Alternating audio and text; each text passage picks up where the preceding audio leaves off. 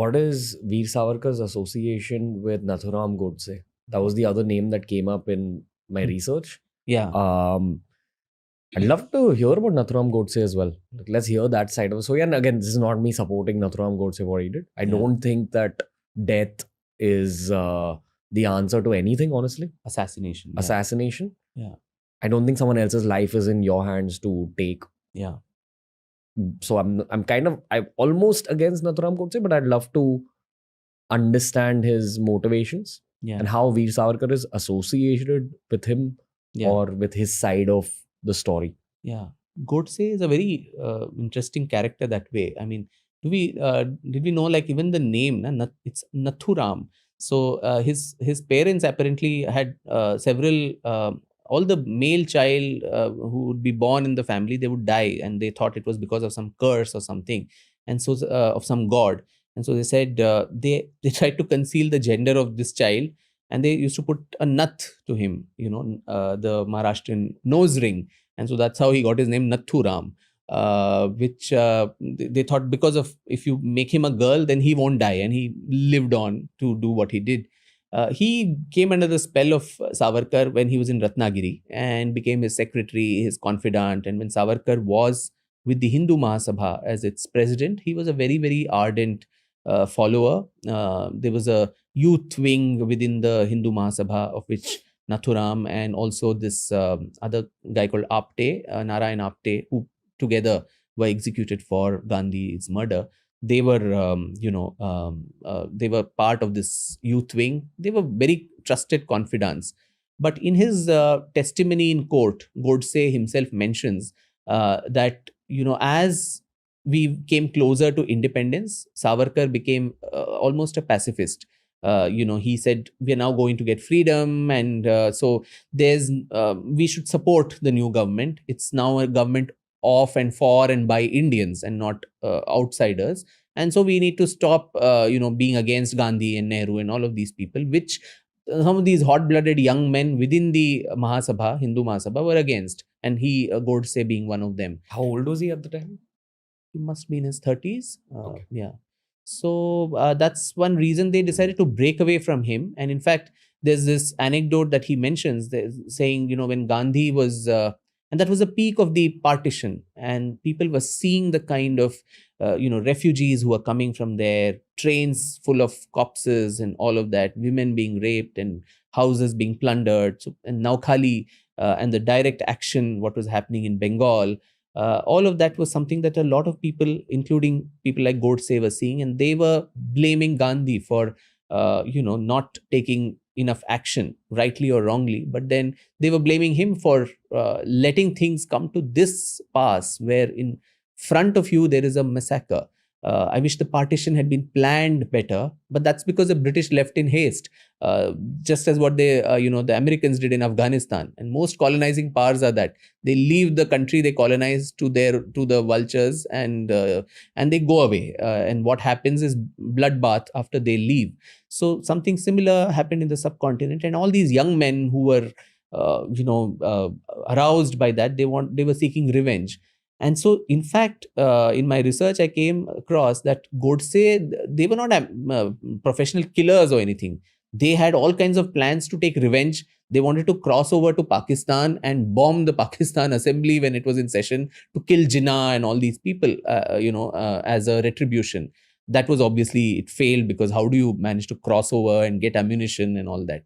Then they wanted to loot the Nizam's treasury, because Nizam wanted to affiliate with Pakistan. But for Sardar Patel, we would not have had Hyderabad. Then around 12th of January 1948, when Gandhi made his call that if the Indian government does not give 50 crores or so to Pakistan as promised, he will go on a fast unto death. At the same time, when Pakistani forces were incursions into Kashmir by the tribes and all those people, that is when these people said this guy needs to be bumped off, because he's a national security threat. Because at a time when Pakistan is attacking us, why do we need to be so virtuous, saying we promised you 50 crores, we will give you, and they are going to use that money to arm themselves against us? So, and for that, this man is going on a hunger strike unto death. And so these people, 12th January, just about 18 days before Gandhi was finally murdered, was when they hatched the plot. And in my book, I detail the entire thing based on about 11,000 pages of court documents that I found in the National Archives of India, saying how these people went about. It was a sham of an arrangement. They made an attempt on Gandhi's life on 20th Jan, almost 10 days before his murder.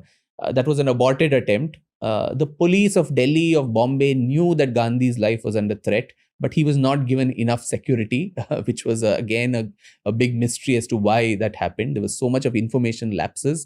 And finally, Gandhi was a sitting duck. Emotions kicked in here of all these people. Yes, it was largely a very, very charged, the atmosphere was charged. Not only Godse, I mean, when Gandhi went on this fast, there were refugees who were coming in from Pakistan side, who were in Delhi living on footpaths and all of that. And they were shouting protests when Gandhi was in Birla House, saying, Marne do, Buddhe ko marne do, let him die, because we have lost our families, our, everything, our property, everything, and come here. And this man is supporting the same people. And so that sort of charged atmosphere that was there, even in Delhi, in the heart of the national capital, was something that probably inspired many of these people to pick up the gun and do what they did, which I don't endorse at all. As you rightly said, a heinous crime like a murder is something that needs to be condemned. But because he had this past affiliation with Savarkar, Savarkar got dragged into the entire case. And there was some police approvers called Digambar Badge who gave this, sham of a story that Godse and Apte went to Savarkar's house in Dadar in Mumbai, where he's supposed to have told them in Marathi that Yashasvi hoon ya, be successful and come back. And that was a bunkum story, some, gossip. There's no way to corroborate that with any evidence. And on the basis of all this, fixed match that it was, Savarkar was implicated in the case. By then, he'd suffered 2 heart attacks. He was almost, half dead. There was no way that he would have done all this. When, as I said, he was pacifist. He was wanting to cooperate with the new government, but he got implicated in it. And there was the Red Fort trials that went on for 1 long year. And seeing all the evidence, the judge exonerated him. Among all the people, other than the approver, most of them served 15, 16 years of sentence. Godse and Apte were hanged, but Savarkar was honorably exonerated by the court. And as recently as now, Ranveer, in 2018, there was someone who filed a PIL in the Supreme Court saying Savarkar's name was implicated in the Kapoor Commission, which was set up much later in the 60s to reinvestigate Gandhi's murder. And this man called Pankaj Phadnis, who filed this, he wanted the court to relook at it and exonerate Savarkar. Now, the Supreme Court appointed an amicus curiae to go over all the documents. And after 1.5 years, a bench headed by Justice Bobde, who was the CJI later, and Justice Nageshwar Rao, they gave a verdict in 2018, 4 years ago, that the plaintiff's petition that Savarkar's name is part of the conspiracy is null and void. The High Court, the trial court in Delhi, what it exonerated him in 1948, that holds, and this insinuation is wrong. Now, something like when the Supreme Court of the country exonerates someone, I think somewhere you should respect the court and the laws of the land, and the matter should lie to rest. But then politics enters the whole thing, and time and again, you have these kind of insinuations made against him. Is his image being cleaned up now, as it rightfully should, because of the current government? To an extent, I think they've brought the focus back on him. When you have that very powerful image of the Prime Minister of India going to cellular jail, walking through those scary, ramparts, where you can literally, if you are sensitive, you can hear the howls and screams of all those people, and to also sit in Savarkar's cell and pay his tribute, just that one iconic symbol, I think does a lot to make people curious, at least saying, who is this person to whom the Prime Minister of India is going and paying obeisances to. And I think those who are opposed to him by time and again raking up his issue or calumnizing him, they are further arousing curiosity, particularly about among the young people, because as I said earlier, I think the forbidden fruit is always the tastiest. So the more you berate someone, the more the curiosity is among people to know what is the truth. Is it really what is made out to be? So I think there is a renewed interest in the man, his legacy, what he stood for. He had failings, a lot of them, and in my books I've been quite brutal even about his failings, but an understanding of the person. The last biography, Ranveer, of his, in English at least, was written when he was alive in the 1960s by Dhananjay Keer. From then till now, so many biographies of Gandhi, Nehru, all these people, and rightly so. You must reevaluate historical characters. But Savarkar was never open for reevaluation and assessment. He was literally a persona non grata. Any talk about him, you would even lose your job. So, someone of the eminence of Pandit Hridaynath Mangeshkar in the 1960s, since Savarkar was a prolific poet in Marathi, and the Mangeshkar family was very close to him. So some of Savarkar's poems, which are iconic in Marathi, Jayostute, Shri Mahan Mangale, Shivaspade Shubhade, and there's this other very moving poem, Ne Majasi Ne Parat Matra Bhumila, Sagara Pran Tadmalala. So all these poems, Hridaynath Mangeshkar ji had tuned, and Sagara Pran Tadmalala was particularly, it was sung by Lata ji and Asha ji and all the sisters, Mangeshkar sisters. And can you believe it, for that crime of actually picking up his poem, and this was independent India in the 60s, he got a show cause notice from All India Radio where he was working, saying, can you explain why you chose this? So we had this conversation of someone being a persona non grata. So just an illustration saying what is the level of demonization of a human being. So Hridaynath ji gets this show cause notice, and in return, very nonchalantly, he says, good poem, great poet, and that should be reason enough to pick the poem, tune it, and sing. What was the general emotion in the poem? Well, that was, Savarkar had written it while he was in London, and he was on the seashore in Brighton, and he was so overwhelmed with emotion, and he chides the ocean, the Sagara, saying, you cheated me and brought me here, saying I'll get better education and I can be of some use to my Matrabhumi, but I am here, stuck here, and not being able to do what I do. The revolutionary movement had unraveled by then, so there was a lot of frustration that was built up. So his friend Niranjan Pal, Bipin Chandra Pal's son, who was with him, he says that almost extemporaneously he broke into tears and he composed this poem extempore and started singing it in his own way. And that poem, Mangeshkar ji tuned in a different way. Now, for that crime of doing that, and for the show cause notice answer that he gave, he lost his job. In less than a week, he was sacked from All India Radio. And that is the freedom of expression, liberty, all of that we talk of. That, in a democracy, as I said earlier, even for these historians and others, you can have differences of opinion, you can have a differing viewpoint, but even a discussion around that is not possible. Today, at least, we are having a mainstream conversation on this. A publisher like Penguin has the gumption to publish a 2-volume biography on him. In the 60s, I might have been put in jail, or the book would have been banned, or anything like this would have happened.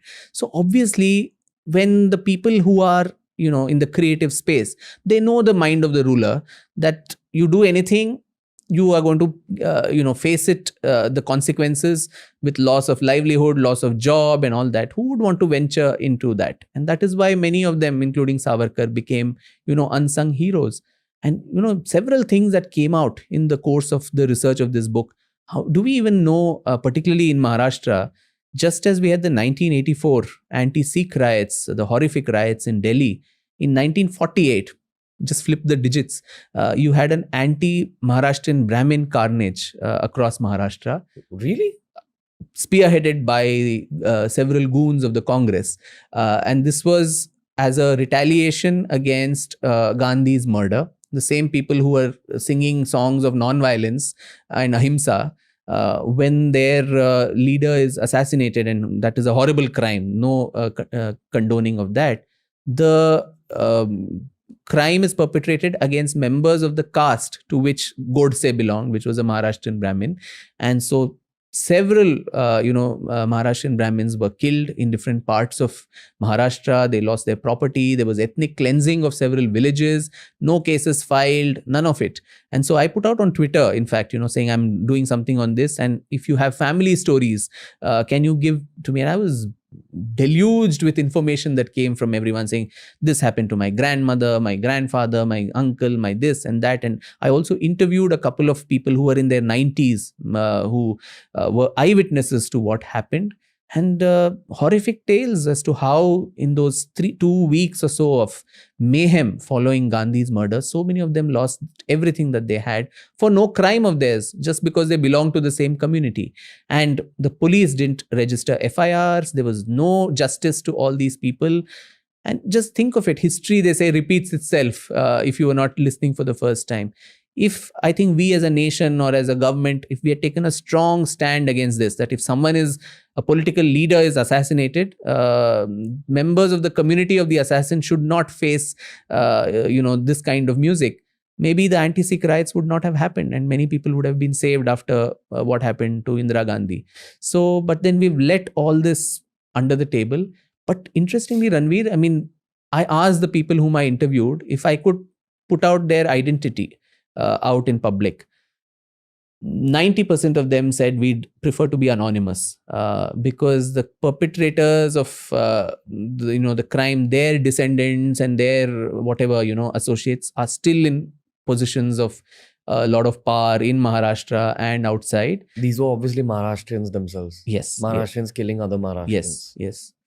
But then their successors are still very politically powerful. So we've moved on, we've rebuilt our lives, which were shattered in the aftermath of this.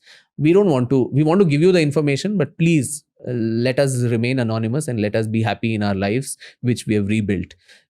So I think, history also offers you that space to heal the wounds of the past. And we need to do that with our history. It's not just recent history, all the other atrocities, right from the ancient times, whatever. When we fabricate, when we do subterfuge, when we whitewash crimes, particularly of genocides, of murders, of all of that, I think that somewhere that unhealed energy keeps coming out and affecting future generations. We need a truth and reconciliation with our history. It's not revenge stories. It's not retribution. It's not, demonizing somebody or a community or group. Just make peace with your past, get done with it, and I think move on to build a better future. And history should give us that very important lesson as to how these mistakes of the past should never occur again.